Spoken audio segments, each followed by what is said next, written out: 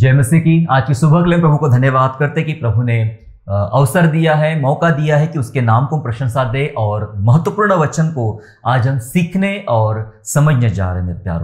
प्यारो, आज जिस वचन पर हम बात करेंगे या जिस विषय पर बात करेंगे वो है क्या खोया क्या पाया। जी हाँ, क्या खोया क्या पाया। बहुत ही साधारण सा टाइटल लगता है इस संदेश का, लेकिन संदेश जो इसके भीतर जो बातें परमेश्वर ने बताई है वो बहुत अद्भुत है।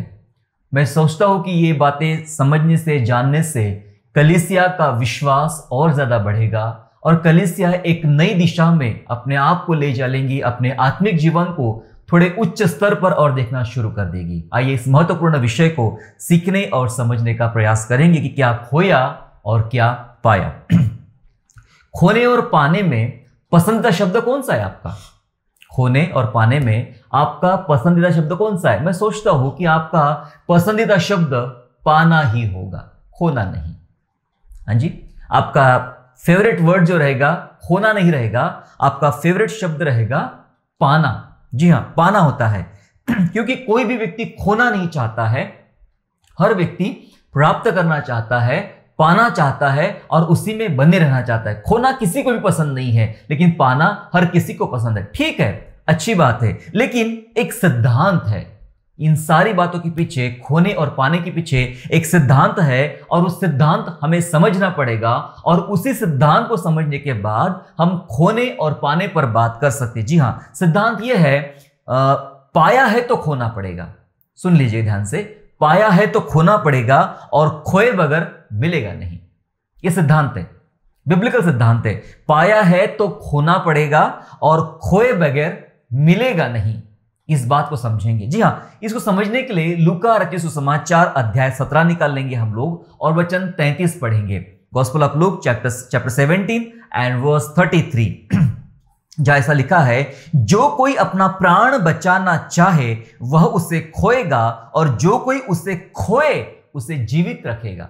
यह वचन बार बार सुसमाचार में, चारों सुसमाचार में बहुत बार यह वचन आता है और हर बार अलग अलग संदर्भ के साथ आता है, इसलिए हर वचन को समझना जरूरी है। लेकिन यहां जो संदर्भ में बात किया गया है, अगर आप ऊपर पढ़ेंगे तो लूत की पत्नी के विषय में बताया गया था और बहुत सारी बातें बताई गई, लेकिन हम सीधा हमारे इस वचन पर जाएंगे 33 में, जो साफ शब्द में कहता है, जो कोई अपना प्राण बचाना चाहे वह उसे खोएगा और जो कोई उसे खोए उसे जीवित रखेगा। इसका मतलब यह है, मैंने जो सिद्धांत बताया, सिद्धांत यह है कि पाया है तो खोना पड़ेगा और खोए बगैर मिलेगा नहीं। यही सिद्धांत को आज हमने परमेश्वर के वचन से समझे और पाए हैं। लेकिन फिर भी हमें ऐसा लगता है कि पाना ही ज्यादा अच्छा होता है और पाना ही हमारे लिए बहुत ज्यादा फेवरेट या फिर हमारा बहुत ज्यादा पॉपुलर शब्द हमारे लिए होता है। लेकिन एक प्रचार हम हमेशा सुनते रहते हैं, या हर दूसरे प्रचारक से या हर दूसरे वीडियो में या हर दूसरे सभाओं में हम यही बात सुनते हैं कि मसीह में आने के बाद आपको सब कुछ मिल जाएगा। मसीह में आ जाइए और मसीह में आने के बाद आपको सब कुछ मिल जाएगा। ये बहुत ही प्रसिद्ध प्रचार है, प्रसिद्ध बातें हैं और सुनने के लिए बहुत अच्छी लगती है। मैं कहता हूं कहने के लिए भी बहुत अच्छी लगती है, सुनने के लिए भी अच्छी है, कहने के लिए भी अच्छी है और बहुत हद तक इसके अंदर बहुत सारी सच्चाइयां भी है, बहुत सारी बातें भी है। लेकिन मसीह में आने के बाद सब कुछ मिलेगा, इसकी सही परिभाषा को आज हम सीखेंगे। मसीह में आने के बाद सब कुछ मिलेगा, मैं भी इस बात पर विश्वास करता हूं, लेकिन इसकी सच्ची परिभाषा को आज हम सीखने और समझने जा रहे हैं मेरे प्यारों। क्योंकि ऐसा होता है कि हमारा जो थॉट या हमारा जो नजरिया होता है, हम ये सिर्फ सोचते रहते हैं कि अब मैं मसीह में आ गया हूं तो मुझे सब मिलना चाहिए। हमारी अपेक्षाएं बढ़ जाती है, मुझे ये मिले, मुझे पैसा मिले, मुझे नौकरी मिले, मुझे चंगाई मिले और मुझे सारी संपत्ति मिले, उन्नति मिले, संपन्नता मिले। बहुत सारी बातें हम लोग प्राप्त करना चाहते हैं, हम लोग पाना चाहते हैं। तो यही सब हमारा एक नजरिया होता है कि मुझे सब कुछ मिलेगा। जी हाँ, इसकी सही परिभाषा को थोड़ा हम समझने का प्रयास करेंगे। आगे कुछ उदाहरण बताऊंगा, मैं कुछ बातें बताऊंगा और उन बातें और उदाहरणों के साथ समझने का प्रयास करेंगे इसकी सही परिभाषा क्या है। लेकिन उससे पहले एक बात मैं बताना चाहता हूं, आज की कलीसिया के लिए एक अप्रिय संदेश। जी हां, आज की कलीसिया के लिए एक अप्रिय संदेश है जो प्रभु यीशु मसीह के द्वारा बोला गया है। मैं जानबूझ के इसको अप्रिय इसलिए कह रहा हूं क्योंकि यह संदेश कोई पसंद नहीं करता। ये वचन को, इस संदेश को ज्यादातर लोग पसंद नहीं करते हैं।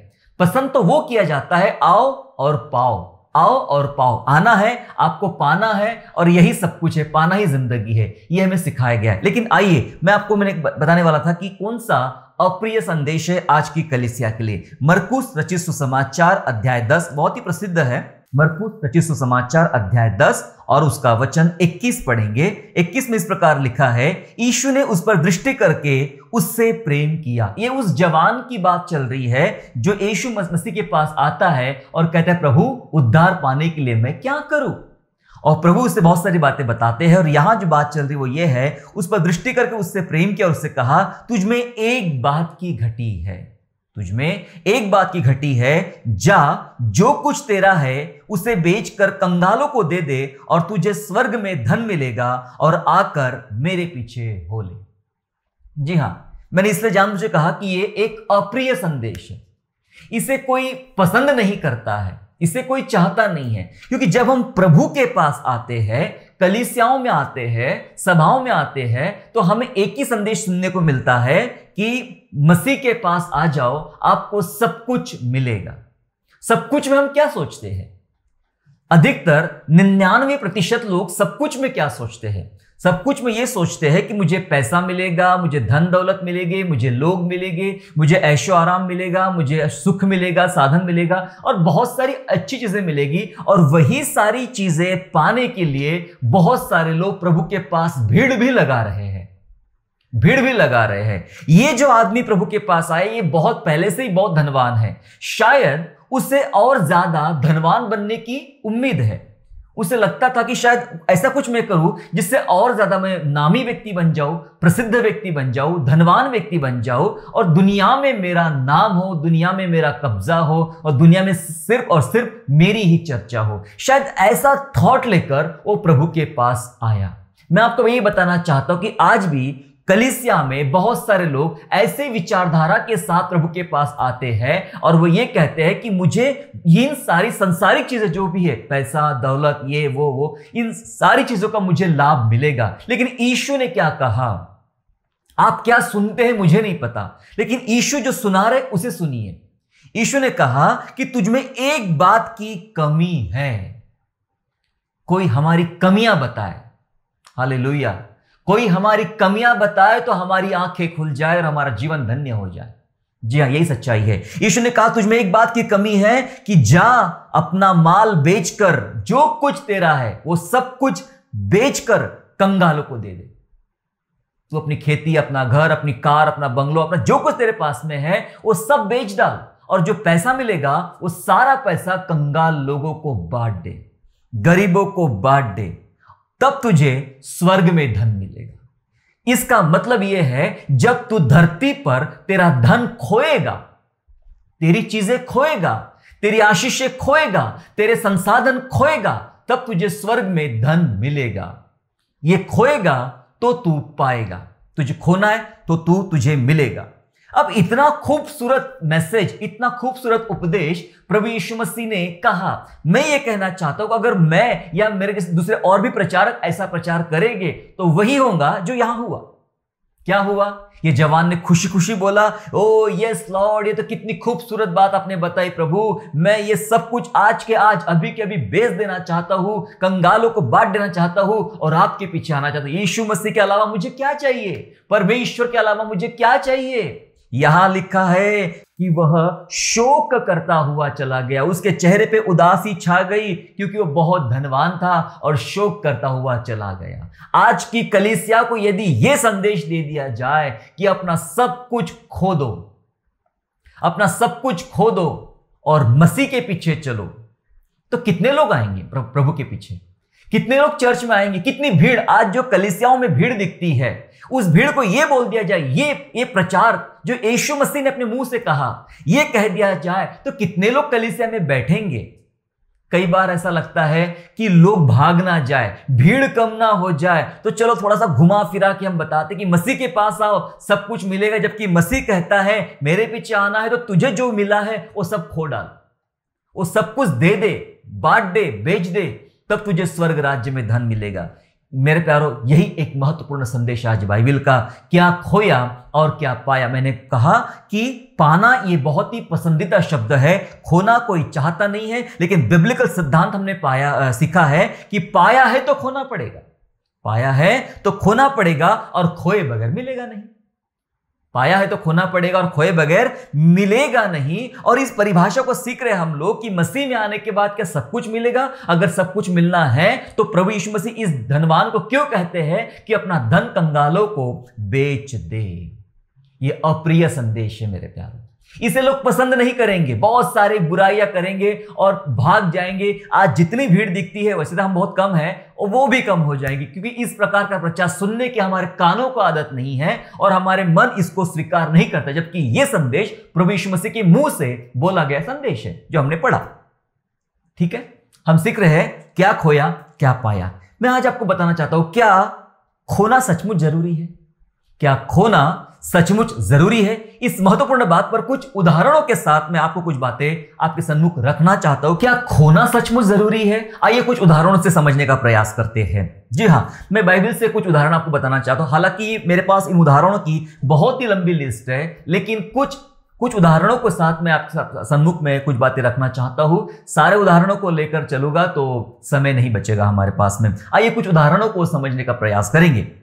क्या खोना सचमुच जरूरी है? जी हां, जक्कई के विषय में हर कोई जानता है। जक्कई के बारे में, उसके विश्वास के बारे में, उसके समर्पण के बारे में, उसके जीवन के बारे में हर कोई जानता है। लेकिन क्या आप जानते हो जक्कई का जीवन मसीह के आने के पहले, उसके जीवन में यीशु मसीह आने से पहले क्या था, यीशु मसीह आने के बाद क्या हुआ?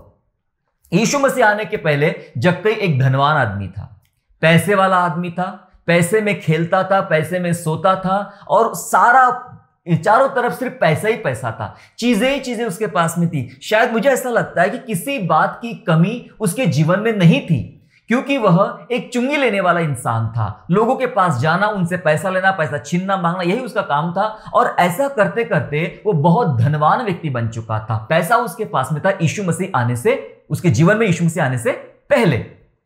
ठीक है, जब यीशु मसीह उसके जीवन में आया तो क्या हुआ? यीशु मसीह आया तो उसने कह दिया, जक्कई ने कहा कि मैं अपना सारा माल कंगालों को बेच देता हूं, मैं जिससे छीना था उसे 4 गुना लौटा देता हूं। इसका मतलब यह हुआ कि प्रभु यीशु मसीह जक्कई के जीवन में आए, उसके बाद एक धनवान व्यक्ति जो पहले बहुत धनवान था, यीशु मसीह आने से पहले धनवान था, अब एक साधारण व्यक्ति बन गया। अब एक साधारण व्यक्ति बन गया। हम कैसे सुसमाचार को समझेंगे मेरे प्यारों कि यीशु उसके जीवन में नहीं था तो वो बहुत पैसे वाला आदमी था, बहुत धनवान आदमी था, और यीशु उसके जीवन में आ गया तो सारा धन उसने गरीबों को या फिर जिनसे छीना था, जबरदस्ती से लिया था, उन सबको बांट दिया। और उसके बाद शायद वो बहुत ही साधारण सा जीवन जीना उसने शुरू कर दिया। अब वो सारी ऐशो आराम उसके जीवन में नहीं रहा, अब वो साधारण व्यक्ति बन गया।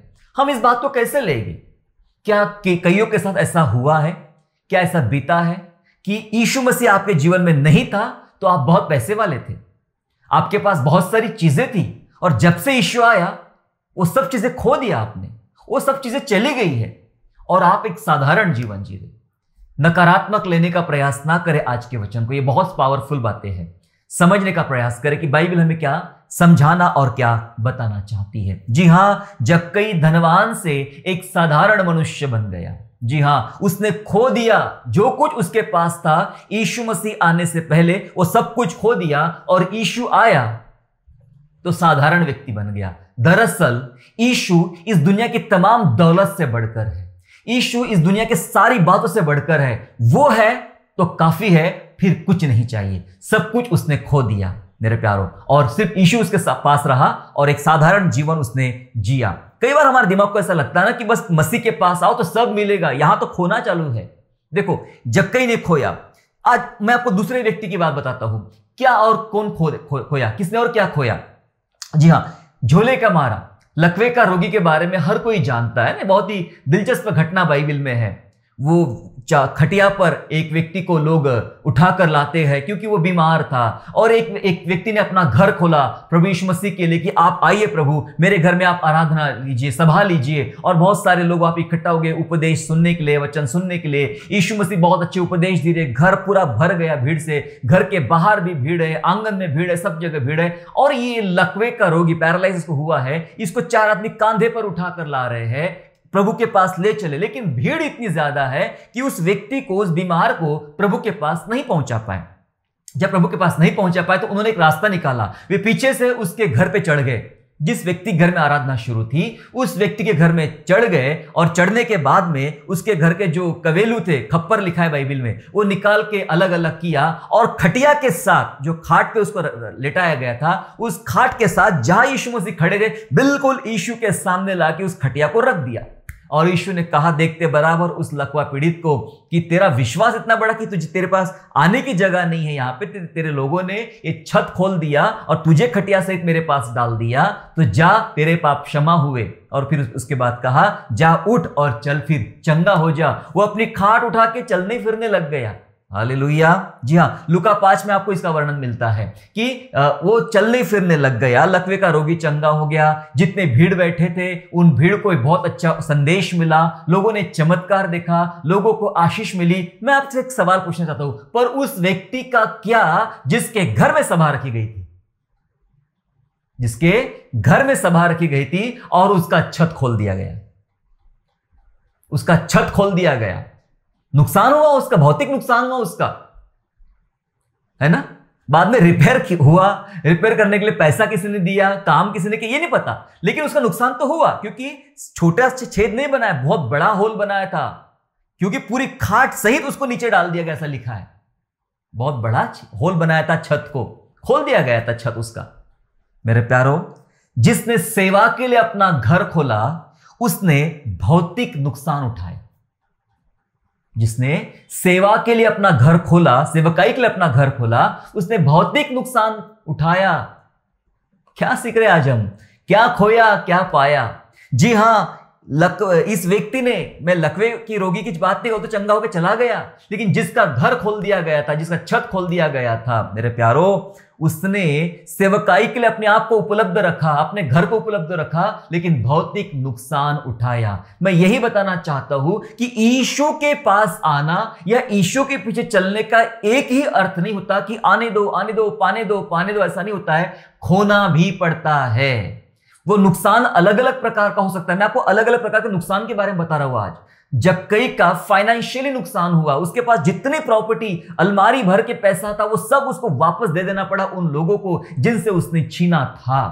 धनवान से साधारण व्यक्ति बन गया। एक आदमी ने अपना बड़ा दिल रख के अपना घर खोल दिया सेवकाई के लिए, लेकिन भौतिक नुकसान उठाना पड़ा। शायद उसको अपने पैसों से वो छत को रिपेयर करना पड़ा होगा, अपना नुकसानों से उठाना पड़ा। खोया, उसने खोया। यीशु के पीछे जो लोग सेवकाई के लिए अपनी चीजें दे रहे हैं, वो भी, उनको भी बहुत सारी बातें खोना है। उसके अलावा एक और उदाहरण बताना चाहता आपको मैं, जो आपको मत्ती 8 में मिलेगा। एक दुष्टात्माग्रस्त 2 व्यक्ति के बारे में बताया गया। वहां पे 2 व्यक्ति हैं और उन्हें बहुत दुष्टात्मा लगी है और वे कब्रों में रहते हैं। कब्रों में रहते हैं, हर आने जाने वालों को नुकसान पहुंचाते हैं, और लोग इतने डरे हुए हैं कि वहां से कोई गुजरना नहीं चाहता। ये 2 जिसके अंदर बहुत सारी दुष्टात्माएं हैं, वो व्यक्ति वहां पे रहते हैं, और यीशु वहां पर पहुंचते हैं, और पहुंचने के बाद वे उस दुष्टात्माओं को आदेश देते हैं, और दुष्टात्मा उस दोनों व्यक्तियों में से बाहर निकल जाती है, लेकिन रिक्वेस्ट करती है कि हमें तू नाश मत कर, हमें वो सूअरों के झुंड में भेज दे। दरअसल वहां पे कुछ चरवाहे थे जो अपने सूअरों को वहां पे चरा रहे थे।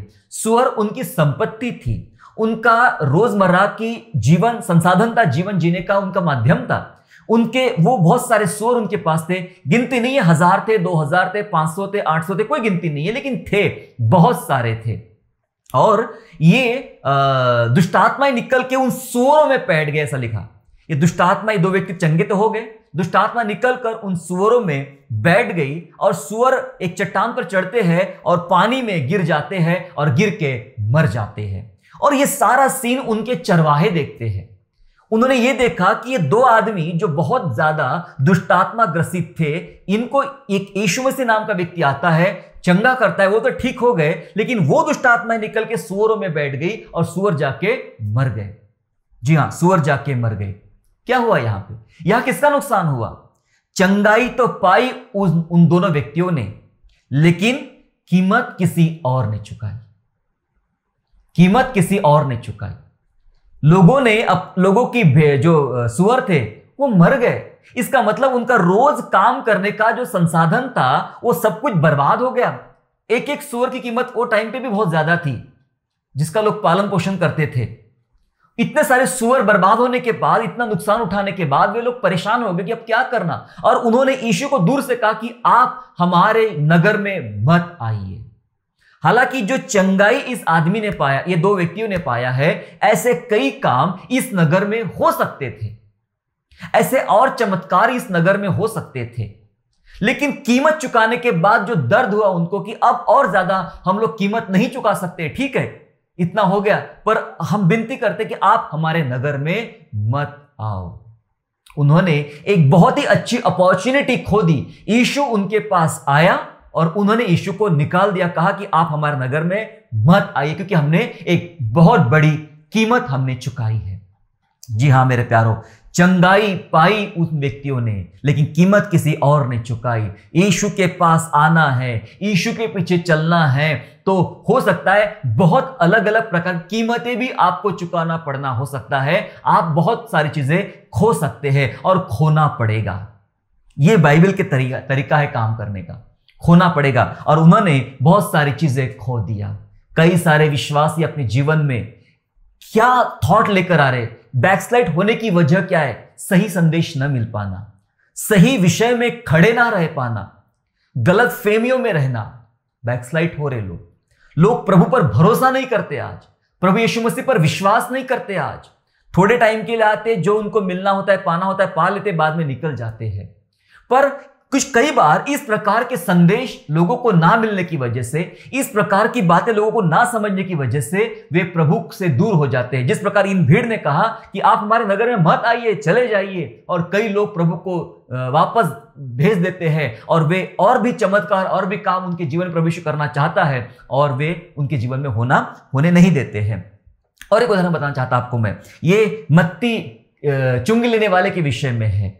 मत्ती चुंगी लेने वाला कौन था? मत्ती चुंगी लेने वाला एक सरकारी नौकरी पर था, टैक्स कलेक्टर था। रोमन गवर्नमेंट के लिए वो टैक्स कलेक्ट करता था लोगों से। गवर्नमेंट जॉब है उसके पास में, है ना, सरकारी नौकरी। आज सरकारी नौकरी पाने के लिए लोग जो चाहे वो करने को तैयार है, और जितना चाहे उतना पैसा देने को तैयार है। लेकिन जब यीशु ने मत्ती को देखा और कहा मेरे पीछे हो ले, तो मत्ती अपने ऑफिशियल काम में था, सरकारी काम में लगा हुआ, नौकरी में लगा हुआ था। उसने यीशु की तरफ देखा और अपना सारा पैसा, अपना सारा काम छोड़ दिया और यीशु के पीछे हो लिया। इसका मतलब उसने सरकारी नौकरी खोया और वह एक शिष्य बन गया, चेला बन गया।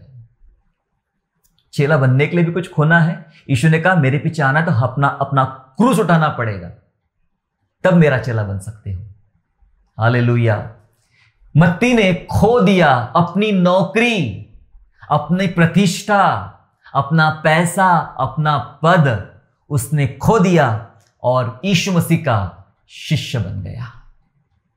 क्या आपके साथ ऐसी कोई चुनौती आ रही है कि आपको प्रभु यीशु मसीह पर विश्वास करने के लिए खोना पड़ रहा है? और जब खोने की बात आती है हम सोचते नहीं, शैतान काम कर रहा, शैतान छीन रहा मेरे से। मैं प्रभु के पास आया और शैतान ने मेरी नौकरी छीन ली। यहां मत्ती की नौकरी किसने छीनी? जक्कई का पैसा किसने छीना? जिसके घर में लकवे रोगी की चंगाई हुई, उसके छत का रिपेयरिंग का पैसा कहां से आया? जिसके सुअर बर्बाद हो गए, उनका क्या? किसने छीना?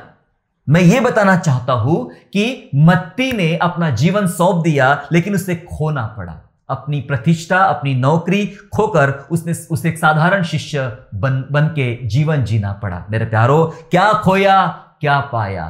क्या है पाना, क्या है खोना? एक और उदाहरण, बहुत लंबी लिस्ट है, लेकिन मैं आपको एक आखिरी उदाहरण बता के मैं जल्दी खत्म करना चाहता हूं। जब्दी के पुत्र थे, जब्दी के पुत्र बाइबल में जो यीशु मसीह के चेले हैं, और मरकुस पहले अध्याय में इसका वर्णन आपको मिलेगा। जब्दी के पुत्र याकूब और यूहन्ना।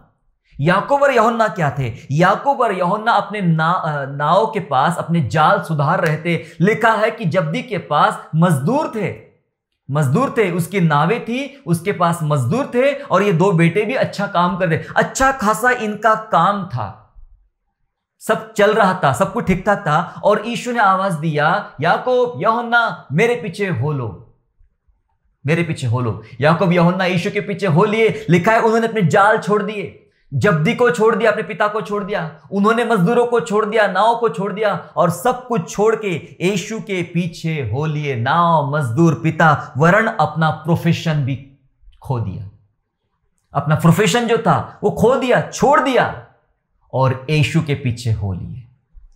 खोए बगैर पाना नहीं। क्या सिद्धांत सीखे हमने सिद्धांत सीखे, पाया है तो खोना पड़ेगा। सुनिए, पाया है तो खोना पड़ेगा, और खोए बगैर मिलेगा नहीं, खोए बगैर मिलेगा नहीं। और इन्होंने सब कुछ खो दिया मेरे प्यारों।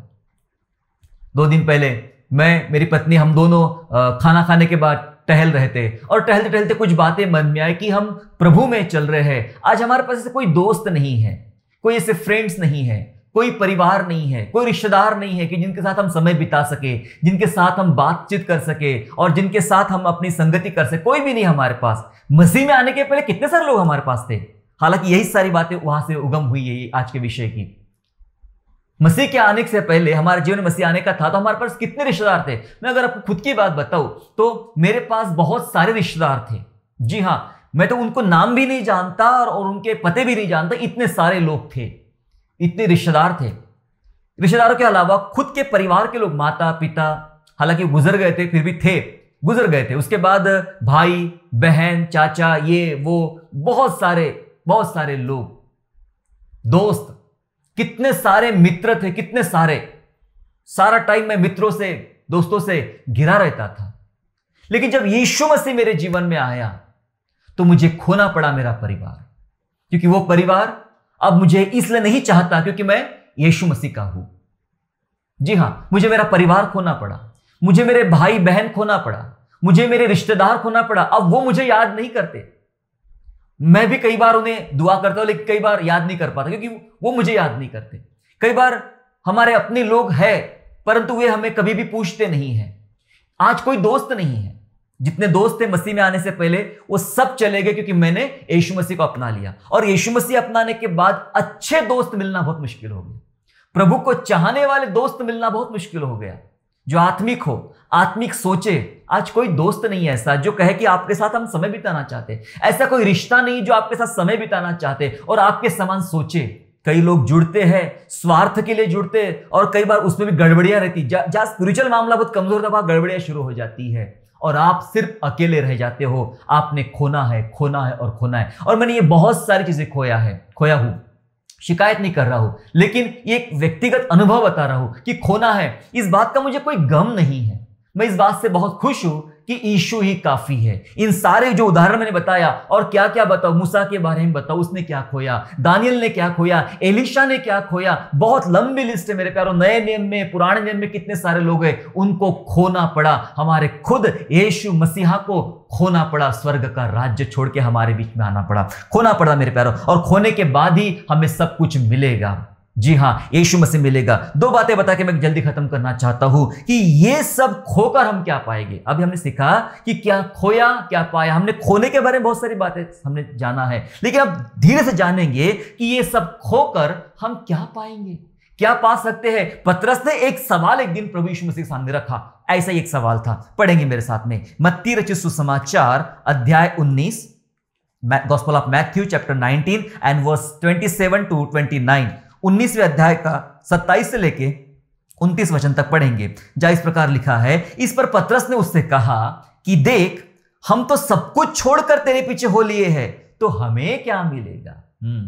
यही कई बार हमारा रहता है कि प्रभु जी आपके पीछे हम चल तो रहे हैं, पर हमें इसका फायदा क्या होगा, हमें इसका लाभ क्या होगा।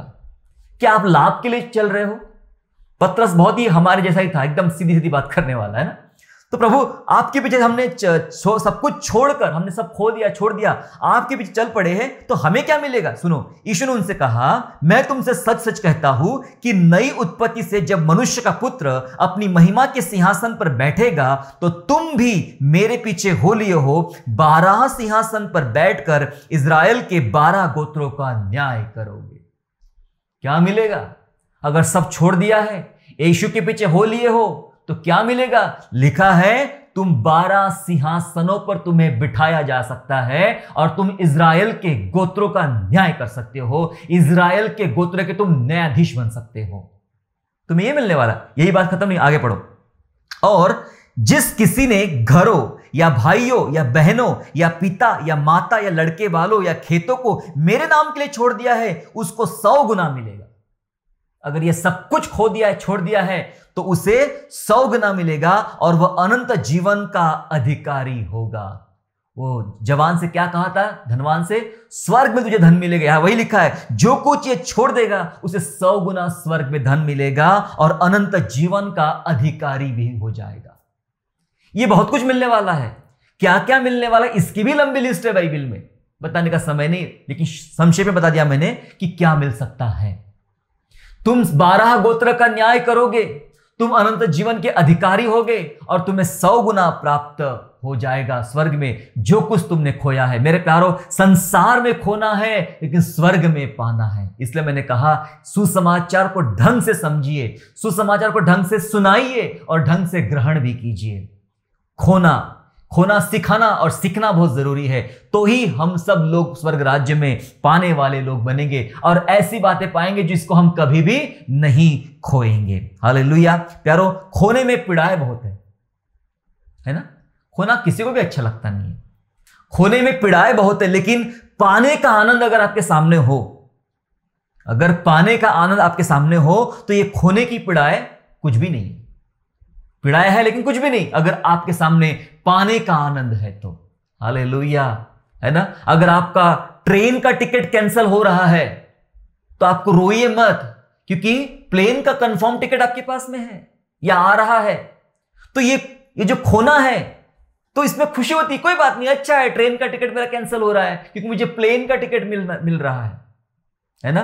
पाने का अगर आनंद हमारे सामने खड़ा है तो खोने का ज्यादा पीड़ाएं नहीं होती है। मूसा के जीवन से एक बात सीख के हम लोग खत्म करेंगे न्यू टेस्टामेंट में। इब्रानियों की पत्री 11वां अध्याय 24 से लेकर 26 पढ़ेंगे। Book of Hebrew chapter 11 verse 24 to 26 ऐसा लिखा है, विश्वास ही से मूसा ने सयाना होकर फिरौन की बेटी का पुत्र कहलाने से इनकार किया। राजा की बेटी का बेटा था और जब सयाना हो गया, बड़ा हो गया, विश्वास में आ गया, तो उसका बेटा कहलाने से अपने आप को इनकार कर दिया कि सॉरी, मैं किसी मिस्री का बेटा नहीं हूं, मैं तो इजरायली का बेटा हूं।